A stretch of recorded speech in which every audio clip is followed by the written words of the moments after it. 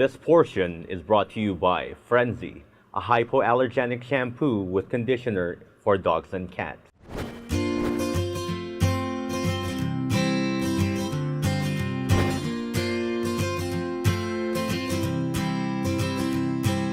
Good morning everyone, I'm Mark Lopez and this is Coco the Rottweiler and we are here for you sa Happy Pets. Guys, panahon na naman ng tag-ulan. Ano po ibig sabihin yan, especially sa mga breeders? Ito na po ang panahon ng kennel cough. Okay? So, topic po natin siya ngayon and to explain this further is Dr. Lizelle Caluya of Pet World Animal Clinic. Dr. Lizelle, take it away.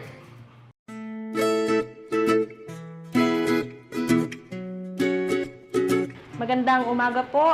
Ako po si Doc Lizelle Caluya ng Pet World Animal Clinic. Atin pong tatalakayin ngayon ang kennel cough.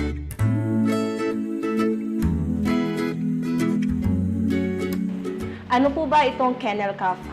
Kennel cough ay tinatawag din po itong bordellosis o di kaya po ay infectious canine tracheobronchitis. Nakukuha po ito pagka na-inhale po nila yung bacteria o viruses particles.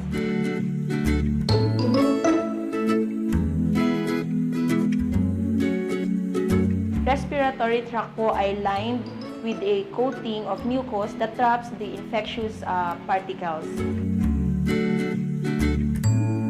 Isa po sa mga senyales at simptomas ng kennel cough ay ang pagkakaroon po ng ubo. Pwede rin pong magkaroon ng pagbahing, pwede rin pong pagmumuta, o di kaya naman po ay sipon. Minsan din po, ang mga alaga po nating aso ay nababawasan yung energy ng kanilang katawan.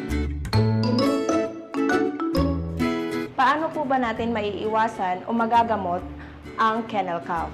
So, ang kennel cough po ay nakakahawang sakit ng mga aso. Kaya kung sa palagay po ninyo, ang aso po ninyo ay may kennel cough, kailangan na po ninyong ilayo yung may sakit o i-isolate po. Tapos, kailangan po natin syempre ipa-check muna sa veterinaryo, ipunta po sa klinika para po mabigyan ng sapat na lunas. So, pagka meron pong kennel cough, pwede po tayong magbigay ng mga antibiotics.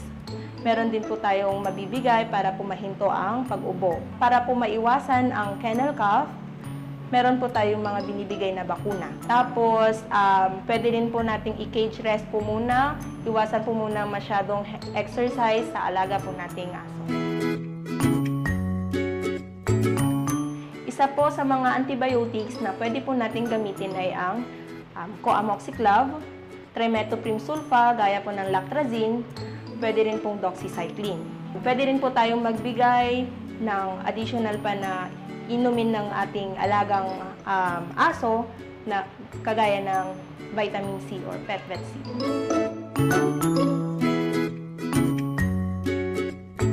Tag-ulan na naman po, kaya usong-uso na naman ang kennel cough. Kaya sa mga fur parents po, ugaliin po nating pabakunahan ang alaga nating aso.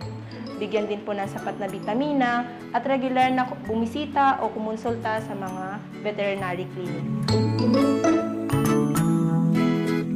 Doc Lizelle, maraming salamat. Guys, narinig niyo po siya. Ang kennel cough is sobrang contagious. Kaya pag kayong aso po ninyo ay nag-uubo na, mag-lactrazine na kaagad. Okay? Keep your pets happy because always remember, happy pets, happy parents. Agri TV, hayop ang galing.